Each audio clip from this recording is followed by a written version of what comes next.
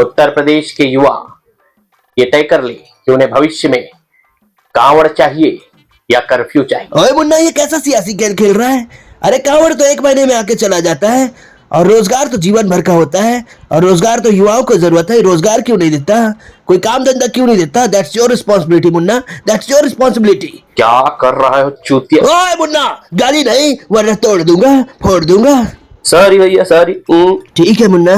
हमने तय कर लिया है कि आगामी विधानसभा चुनाव से पहले उत्तर प्रदेश की जनता और उत्तर प्रदेश के युवा ये तय कर ले कि उन्हें कांवड़ चाहिए या कर्फ्यू चाहिए, क्योंकि चुनाव जीतने के बाद मैं उन्हें कांवड़ और कर्फ्यू के साथ साथ कमंडल भी दूंगा। इस प्रकार से ट्रिपल के लागू हो जाएगा, कांवड़, कर्फ्यू और कमंडल। ओए मुन्ना, तुझे तो युवाओं को रोजगार देना चाहिए। ये कमंडल पकड़ा के आखिर कौन सा सियासी खेल खेलना चाहता है तू? बता मुझे मुन्ना, ये जनता को मूर्ख बनाने का सियासी खेल कब खत्म होगा मुन्ना? क्या कर रहे हो चूतिया? ओए मुन्ना, ये क्या कर रहा है? गाली दे रहा बड़े भाई को?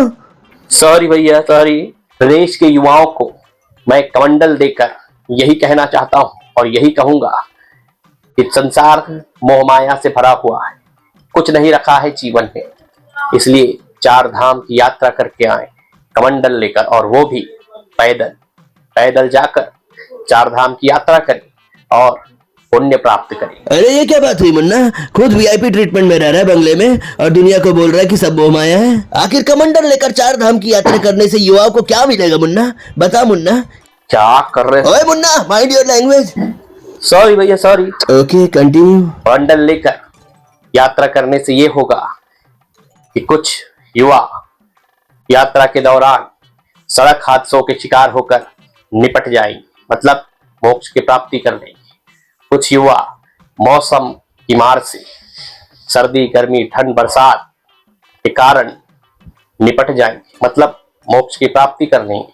और कुछ युवा भूख में, गरीबी और बीमारी में पकड़कर मोक्ष प्राप्त कर लेंगे। और जो बच जाएंगे उन्हें 4 धाम की यात्रा करने का सौभाग्य प्राप्त होगा। और उसके बाद, यात्रा के बाद, मैं उन्हें कब्र खोदने, मस्जिद खोदने और चर्च तोड़ने के काम में लगा दूंगा। कौन कहता है कि मैं रोजगार नहीं देता?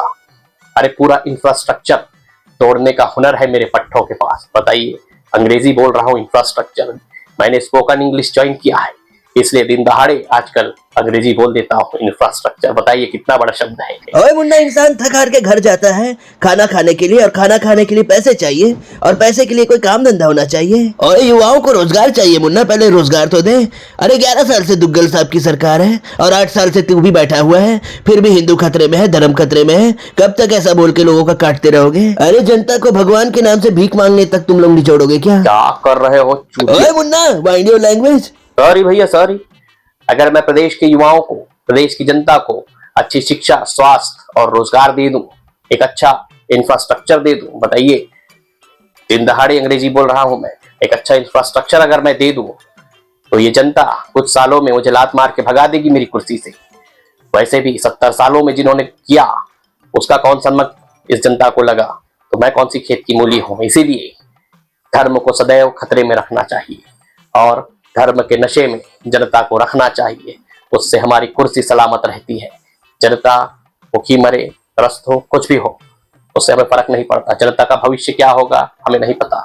हमारा भविष्य उज्जवल है, उज्जवल है हमारा भविष्य। इसीलिए धर्म के नशे में रखो और गद्दी सलामत रखो, ये हमारी पार्टी का मूल मंत्र ओए है। मुन्ना, इंसान अपने बेटे के लिए एक अच्छी पढ़ी लिखी बहू चुनता है और अपनी बेटी के लिए एक अच्छा पढ़ा लिखा डॉक्टर इंजीनियर चुनते हैं, लेकिन देश चलाने के लिए तेरे जैसे बाबा झोला छाप तड़ी पार को क्यों चुन रहे हैं? आखिर ये जनता कैसा सियासी खेल खेल रही है? कैन यू एक्सप्लेन मुन्ना, इसके पीछे क्या राज है मुन्ना? क्या कर रहे हो? मुन्ना, अब तुझे मुझे अगर गाली दी ना तो गदर बचा दूंगा। सॉरी भैया सॉरी।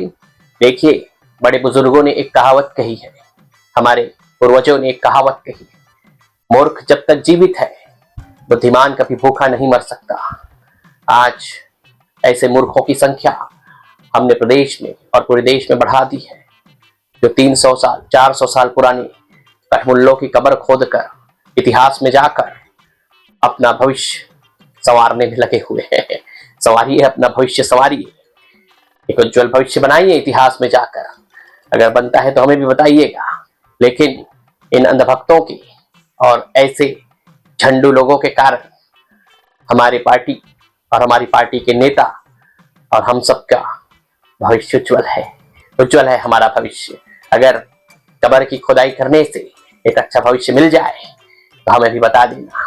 हम भी अपने बच्चों को, मैं अपने बच्चों को नहीं, हमारे पार्टी के नेता भी अपने बच्चों को फिर कब्र खोदने भेजेंगे अगर एक अच्छा भविष्य उसमें मिलता है तो। इसीलिए कहावत है बड़े भैया कि मूर्ख जब तक जीवित है बुद्धिमान कभी भूखा नहीं मर सकता। इसीलिए अब की बार फिर से बटेंगे तो कटेंगे की अपार सफलता के बाद फिर से कांवड़ या कर्फ्यू और ये सफल हो गया तो हर बेरोजगार युवा के हाथ में एक कमंडल लेकर मैं 4 धाम की यात्रा में भेजूंगा। अगर कांवड़ और कर्फ्यू सफल हो गया तो मैं वादा करता हूं, मोदी जी वाला वादा नहीं है, मेरा खुद का अपना वादा है कि प्रत्येक बेरोजगार के हाथ में एक कमंडल जरूर दूंगा मैं। धन्यवाद। ओए मुन्ना, मैं तेरी तारीफ करूं या तुझे गाली दूं समझ नहीं आ रहा है। ओए मुन्ना, कमंडल लेके तुझे यात्रा में जाना चाहिए, युवाओं को भेज रहा है। तू मेरा अच्छा मुन्ना नहीं है, पापा से तेरी शिकायत करूंगा।